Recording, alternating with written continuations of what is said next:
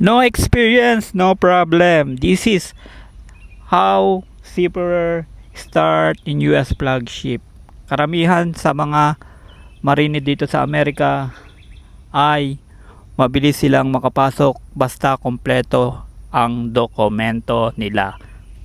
Need mo lang na i-comply yung mga requirements katulad ng TWIC card, MMC, BT at BPDSD. At pag nakuha mo tong mga training na to is makakakuha ka ng trabaho sa mga US flagship dito, either sa union or sa non-union flagship. Ang binibigay na credential dito is tatlo sa entry level. Una, ordinary seaman. Pangalawa, wiper. Then pangatlo is steward department. Yan yung tatlong pamimilian mo na mga posisyon sa entry level. If gusto po niyo ng mga information regarding sa entry level position,